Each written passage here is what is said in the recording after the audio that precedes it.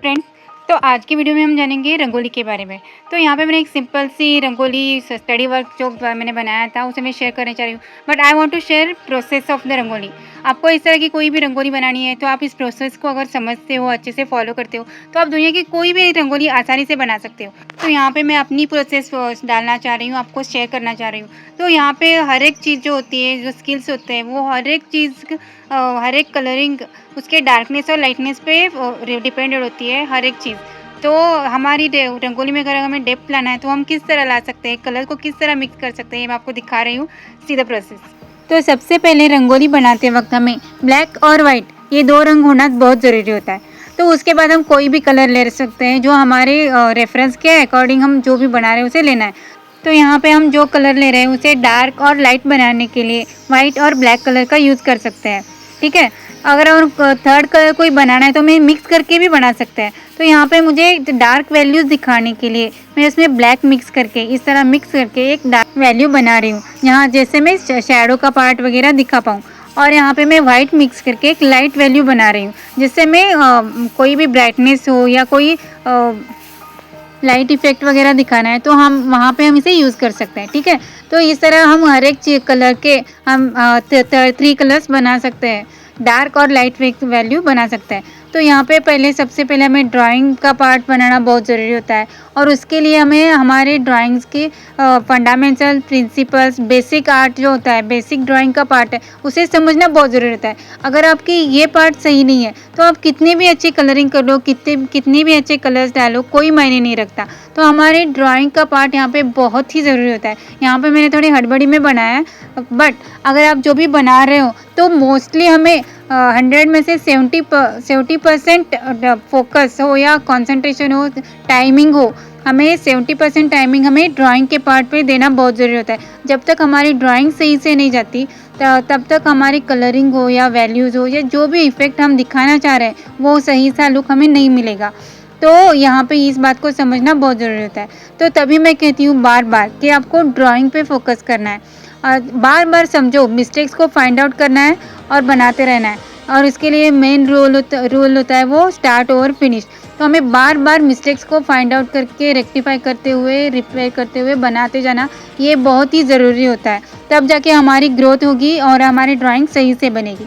तो यहाँ पे मैंने रैंडमली बनाया है, मैंने यहाँ पे ज़्यादा टाइम तो नहीं लिया है इसके लिए, तो मैं सही रैंडमली बना रही हूँ। बट आप जब भी बना रहे हो तो इन द बिगिनिंग लेवल हमें इन सब बातों को बहुत समझना बहुत ज़रूरी होता है।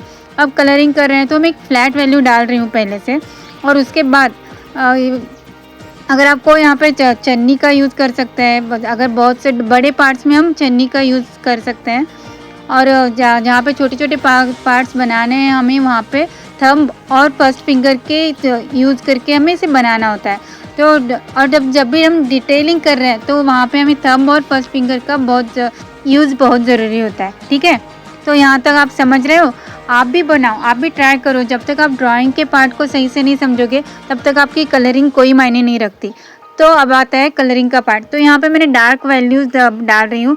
हमें हमारे रेफरेंस में सर्च करना है, देखना है, पहला ऑब्जर्व करना है कि डार्क पार्ट कहाँ पे आ रहा है। तो यहाँ पे डार्क जो पार्ट है वहाँ पे में जो शैडो का पार्ट है, जैसे कि क्लॉथ में जो डार्क साइड्स होते हैं वहाँ पे वो मैं उन्हें बना रही हूँ यहाँ पे फर्स्ट। और उसके बाद हमें जैसे जैसे समझ आए कि हमें देखना है, ऑब्जर्व करना है कि उसके अपोजिट साइड में सब लाइट वैल्यू डालनी होती है। तो यहाँ पे हमने जो लाइट कलर तैयार किया होता है, जो लाइट इफेक्ट्स दिखाने के लिए मैं यहाँ पे डाल रही हूँ।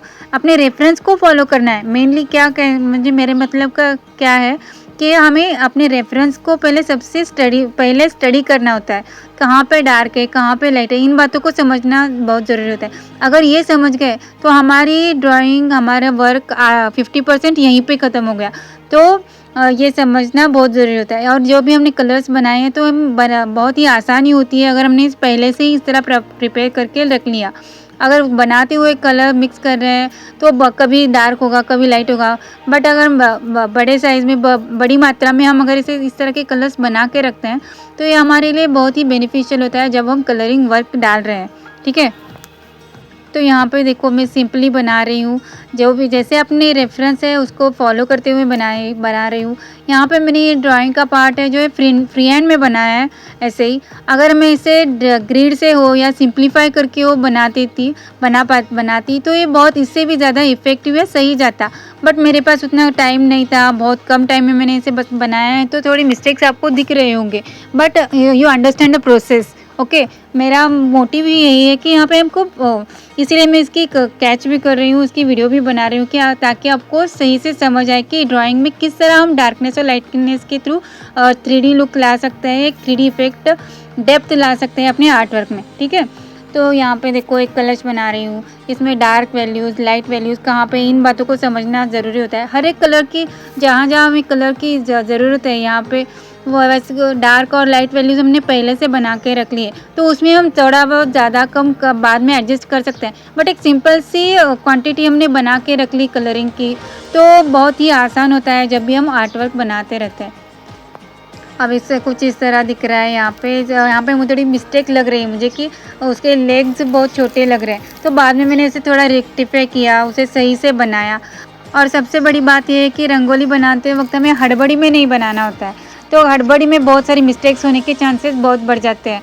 और मेरे भी साथ भी कुछ ऐसा ही हुआ कि बट मैं प्रिपेयर थी, क्योंकि मुझे पता था पहले से कि ये सही से नहीं बनने वाला है उतना ज़्यादा।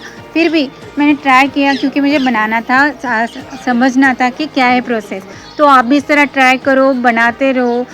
जब तक हम जितना ज़्यादा वर्क करेंगे, मिस्टेक्स होंगी, रिपेयर करेंगे, जितनी ज़्यादा वर्क करेंगे उतनी इम्प्रूवमेंट हमारी ज़्यादा होती रहेगी। ठीक है, तो